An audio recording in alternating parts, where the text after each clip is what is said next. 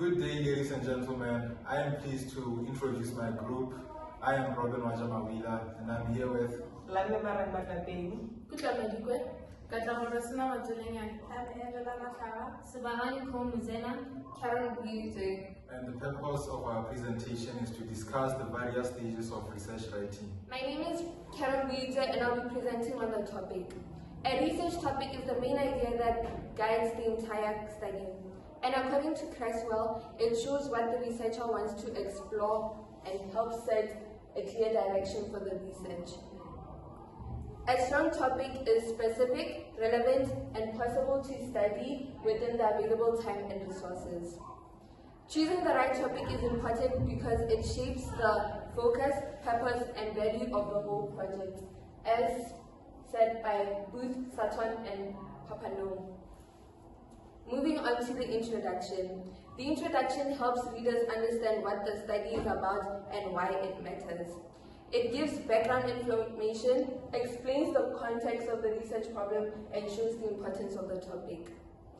The introduction also outlines the study's objectives and briefly mentions how the research would be carried out, as said by Kumar. A good introduction attracts the reader's interest and clearly shows the purpose and direction of the research. Thank you. My name is Kutla Madikwe and I'll be explaining to you how to write a research problem and research objective. Firstly, we start with writing research problem. A research problem is a specific issue, difficulty, or gap in knowledge that a study aims to address, partially as the central driving force behind the research. Research problems are important because they provide focus and direction and ensures the impact and relevance of your study. Now here's how you can find your research problem. Step 1. Start by choosing a general subject that interests you or connects to your field of study. Step 2. Go through journal articles or books to understand what is already known about the topic. Step 3. Look for gaps, either that have been left out or not fully addressed, and narrow your focus down to the exact issue you want to study. Step 4. Consider the relevance and objective.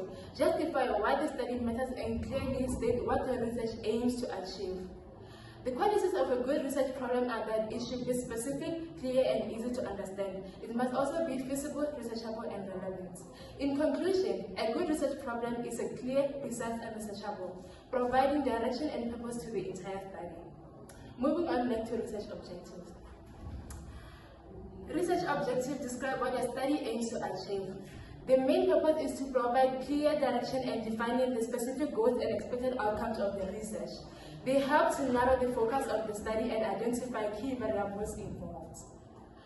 Well-written objectives enable the researcher to stay focused throughout the study, guide data collection and analysis, and serve as the benchmark for measuring the success of the research. Research objectives are typically presented as clear, concise, and measurable statements that align closely with the research problem and research question. Thank you. My name is Angela Matara and I'll be covering hypothesis. A hypothesis is a clear, specific, and testable statement predicting the relationship between two or more variables in a study. According to Denson, it provides direction to the research and forms the basics of data collection and analysis. There are two types of hypothesis, null hypothesis and alternative hypothesis. Null hypothesis states that there is no correlation between two variables. In null hypothesis significance testing, the null hypothesis is assumed true until evidence suggests otherwise. Alternative hypothesis, this states that there is a relationship. The alternative hypothesis is what the researcher expects to find. How to write a hypothesis. A strong hypothesis defines the independent and dependent variables and shows the expected outcome. It must be specific, measurable, and realistic. In quantitative research, both a null hypothesis, there is no effect, and in alternative hypothesis, expected effect, which is usually written.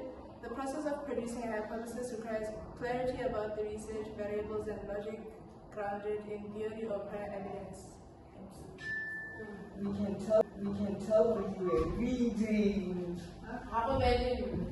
You can tell when you were reading. My name is Robin Wajamawila. I'll be presenting about the purpose of literature review in research writing.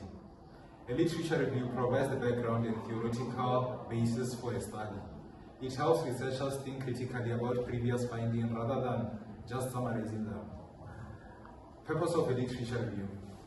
It helps you understand how others have researched your topic, the theories they have used, the results they have discovered from the literatures.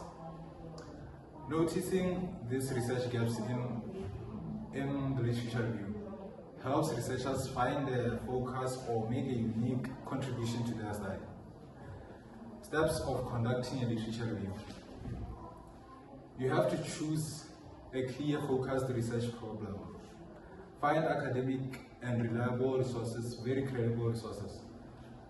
Check credibility, relevance, and date of publication. Organize information by themes, theories, or research methods. Compare studies, find patterns, summarize key findings. Explain how your research fits the existing knowledge. Create theoretical or conceptual foundation for the study. And summarize ideas clearly with intros. And then types of literature reviews. Narrative reviews.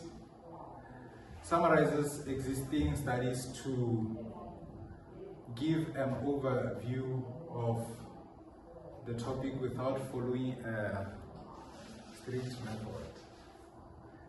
Systematic review uses a structured and transparent process to collect and analyze studies on a specific questions.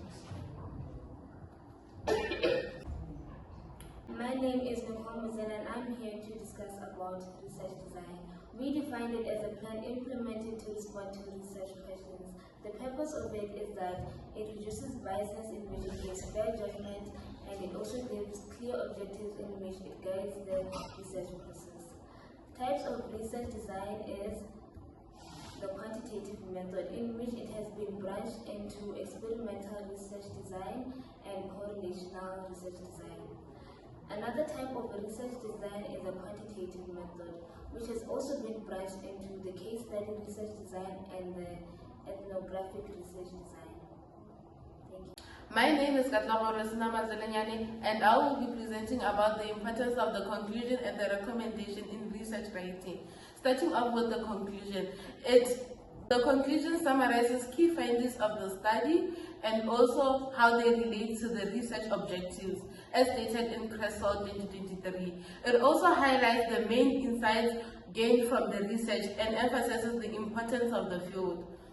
Moving on, a strong conclusion does not introduce new information, but provides a clear understanding statement that reflects what has been researched. Then we are going to move on to the recommendation. The recommendation follows the conclusion, as it offers practical or theoretical suggestions based on study results. It also includes ways to apply the findings, improve future research, or address gaps discovered in the study. Moving on, the recommendations should be realistic, relevant, and directly limited to the research. My name is Namimarang Matlakbeng, and I'm here to talk about the role of discussion in research writing.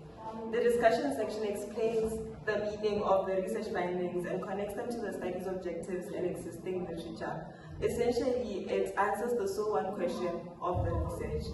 It shows how the results support or differ from previous studies and interprets their significance. According to Booth, Sutton, and Papanoi, the discussion also highlights the implications of the findings, their contribution to knowledge, and any limitations that may affect interpretation. Lastly, a strong discussion helps readers understand the value and relevance of the research within its field. As a group, we concluded that a strong research writing depends on understanding and analyzing each stage of the research writing.